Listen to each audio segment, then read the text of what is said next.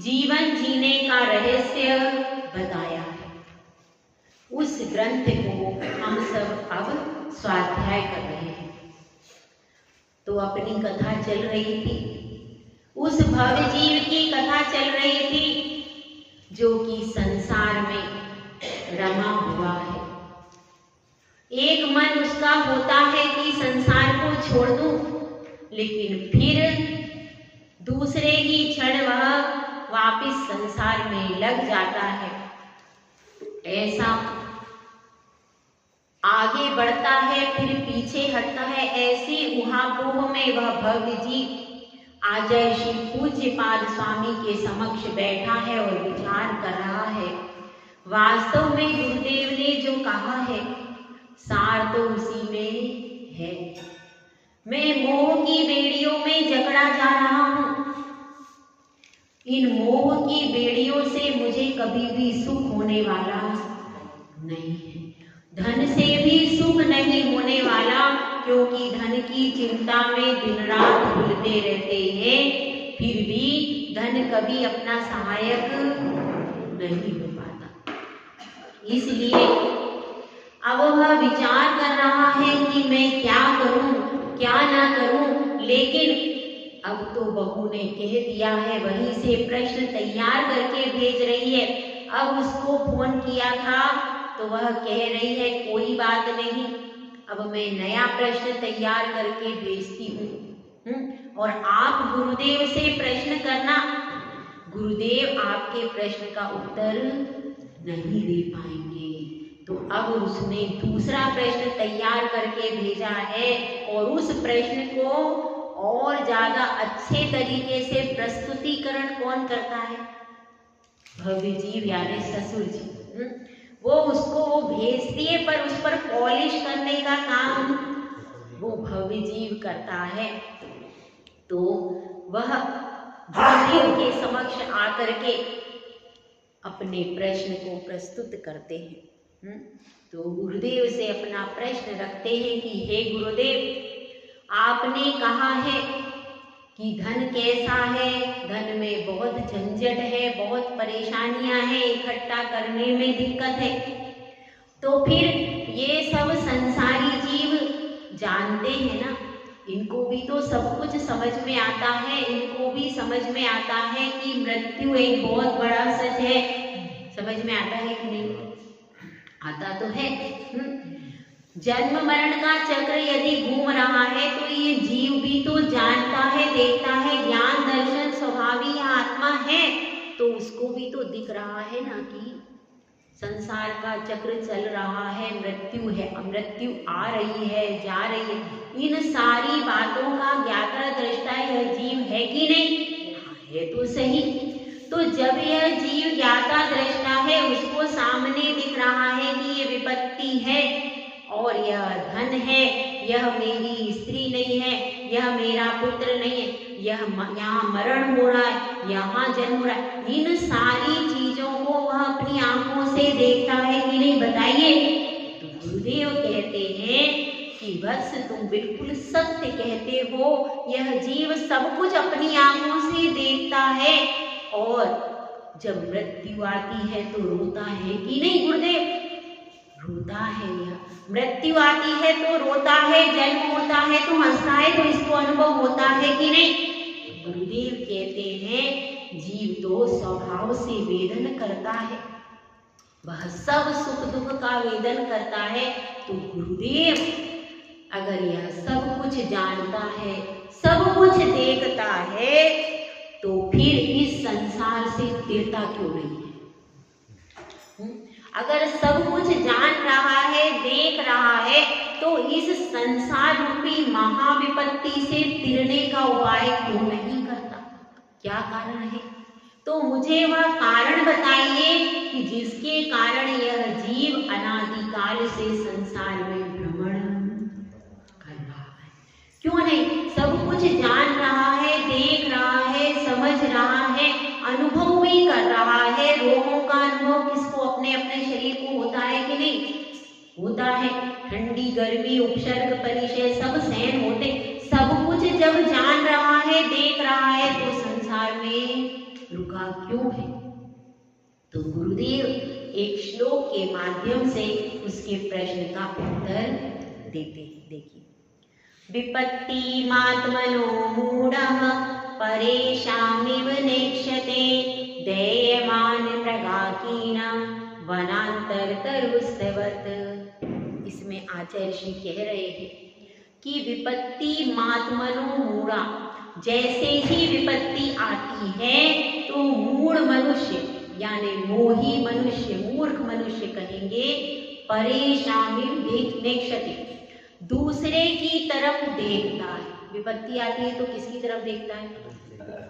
दूसरे की तरफ देखता है, अपनी तरफ सारी समस्या की, सारी टेंशन की, सारी चिंताओं की जड़ मूल क्या है कि हमारी दृष्टि अपनी तरफ नहीं जाती, दृष्टि हमेशा बाहर की ओर जाती है। भैया दृष्टि दो प्रकार की होती, कौन सी दो प्रकार की बताइए? कौन सी? अंतर्दृष्टि और बहिरंग दृष्टि। बहिरंग की ये चर्म चक्षु से तो दूसरा ही दिखता है, अपना तो दिखता ही नहीं है। दिखता है क्या? आप अपने आप को देखना चाहो तो इन आंखों से अपने आप को नहीं देख पाओगे, लेकिन दूसरा तो एकदम दिखता है, साफ दिखता है। यह दृष्टि हमेशा पर ही लगी रहती है। बाहर की दृष्टि वो उसको देखती है, बाहर की दृष्टि जो वास्तविक है ही नहीं, लेकिन अंतरंग की दृष्टि है जो आत्मा की कली से खिलती हुई अंतरंग दृष्टि है, वह केवल स्व को देखती है, पर को नहीं देखती।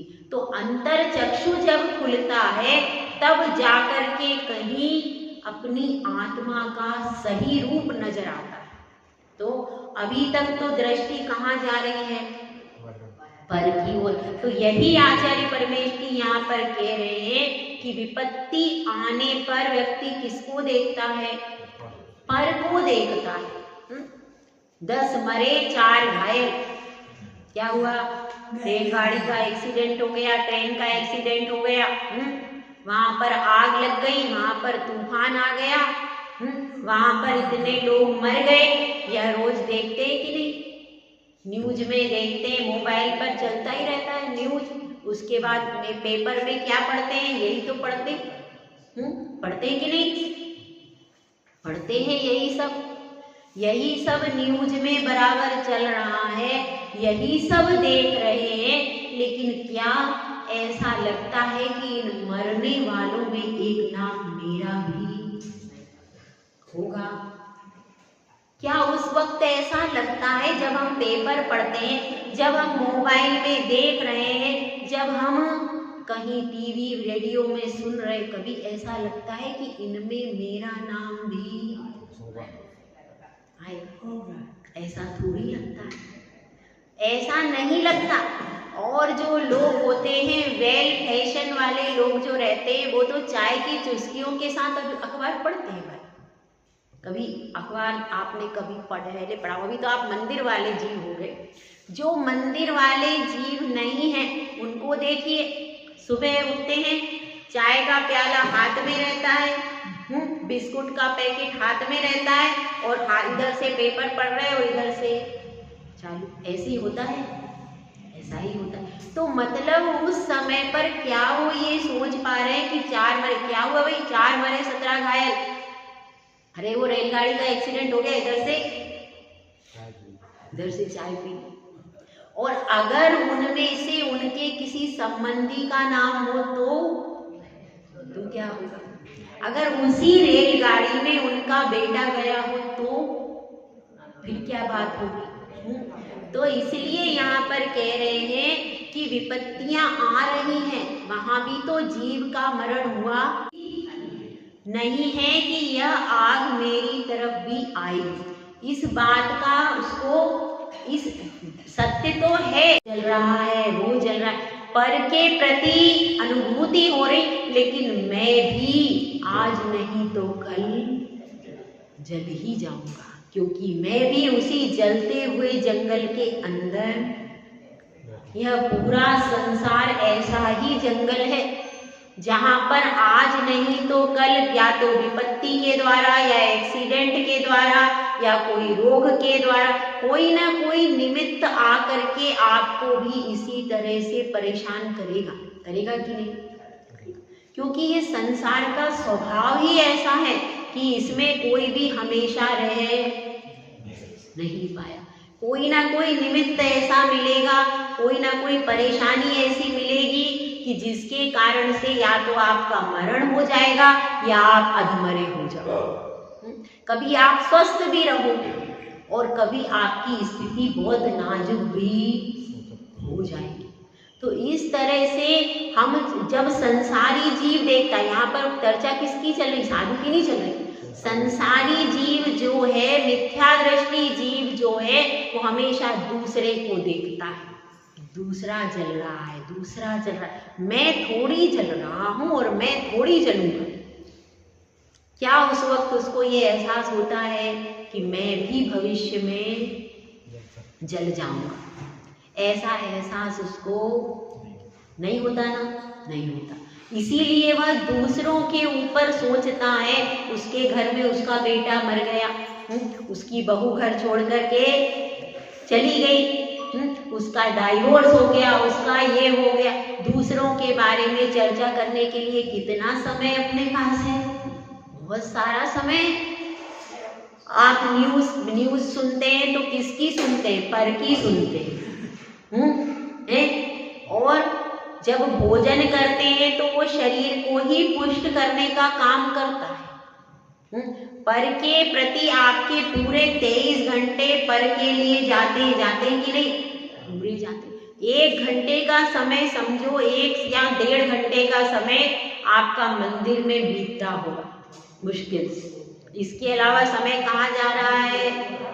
पर को ही देखने में, पर को ही संवारने में, पर को ही संभालने में पूरा समय स्वाहा हो रहा है कि नहीं?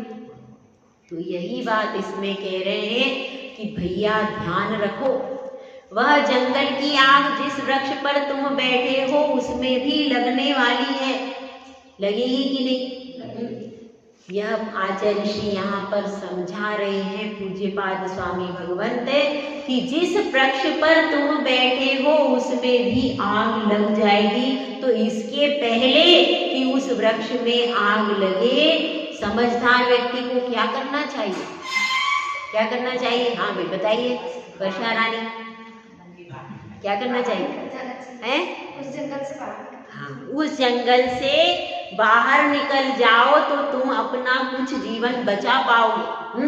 तो इस जंगल से बाहर निकलने का उपाय क्या है? क्या उपाय है? दीक्षा लेना चाहिए। सबसे सीधा सरल उपाय यह है कि इस संसार में तो आग लगेगी और ऐसे ऑन बेड आपका मरण होगा।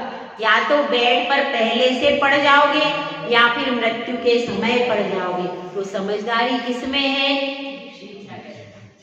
इसके पहले कि वो आग लगे, रोग की आग लगे, अथवा विपत्ति की आग लगे या फिर कोई परेशानी आए, उसके पहले अपनी रत्नत्रय रूपी संपत्ति लेकर के अपने घर से बाहर निकल जाओ। यदि आग तुम्हारे शरीर में लग गई तो फिर तुम बाहर निकल नहीं सकते, और बाहर अगर निकल भी आए तो उसके उपचार में ही पूरी जिंदगी लग जाएगी। इसीलिए ये समझना 2 प्रकार की आग लगी हुई यहाँ पर। हाँ भाई, कौन है इनका? आपका नाम क्या है?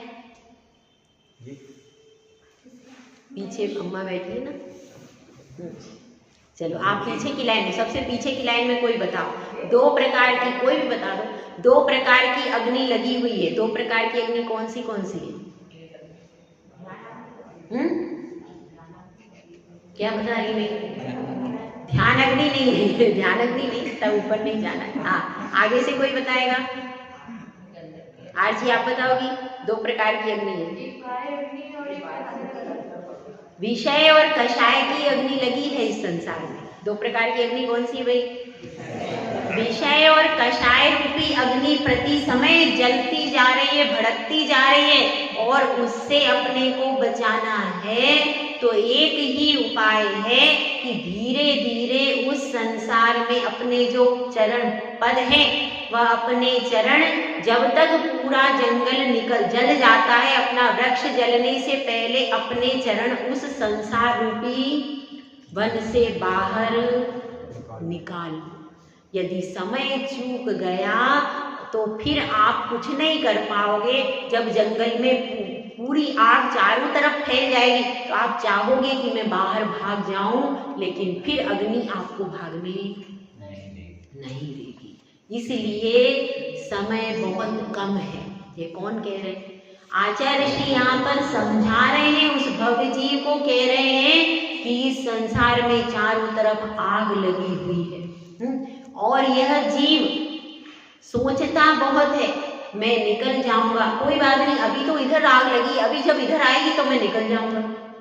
जब इधर आई, लेकिन होता क्या है, पूरी आग फैल जाती है और उसका मरण उसी आग में हो जाता है।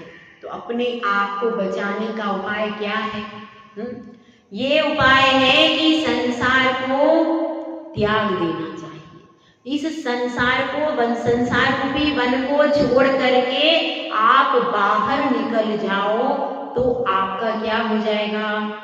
तो फिर कभी अग्नि आपको जलाएगी नहीं। समझ में आ रहा?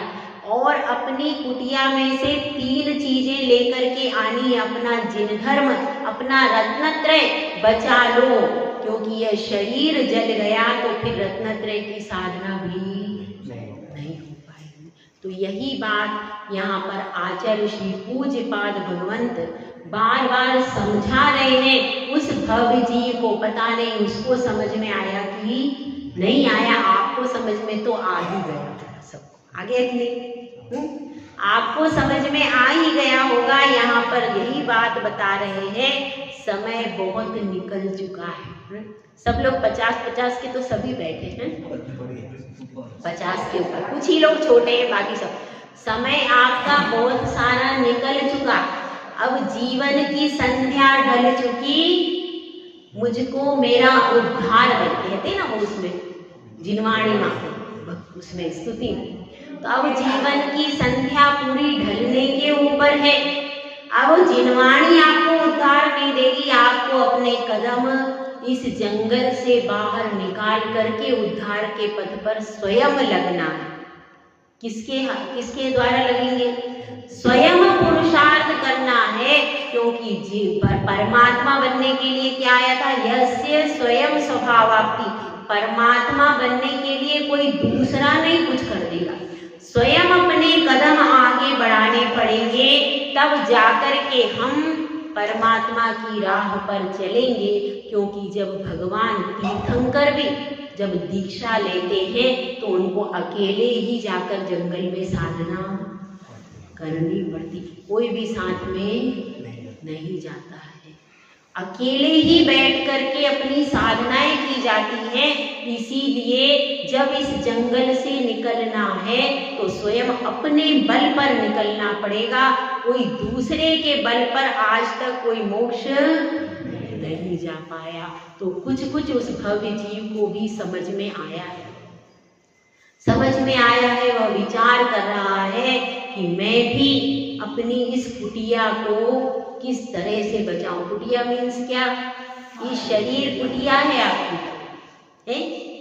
एक कुटिया वो होती है जिसमें कहते हैं ना, गुरुवर आज मेरी कुटिया में आए हैं। और एक गाना गाते, शुक्रिया शुक्रिया कहती है ये कुटिया, एक ये भी गाना है। जब वो कौन सा भजन है, जबकि गुरुदेव आते हैं तो तब गाया जाता है। तो ऐसे ही वो तो एक कुटिया आपकी बाहर वाली, एक ही अंदर वाली कुटिया है। ये शरीर रूपी कुटिया है जिसमें आत्मा रूपी दीपक जला हुआ है। तो इस कुटिया में से आपको रत्नत्रय निकाल लेना है। रत्नत्रय यदि निकाल करके रख लिए तो आपकी कुटिया बच जाएगी। और अगर हम इस कुटिया के जलने से पहले उसमें से रत्नत्रय नहीं निकाल पाए तो फिर इस कुटिया से साधना नहीं हो पाएगी। इसलिए समय बहुत कम है, तो इस अल्प समय में ही जो समझदार व्यक्ति होता है वो अपना कल्याण करके मोक्ष मार्ग को प्रशस्त कर लेता है। जय गुरु जय सुंदर साई महाराज की जय।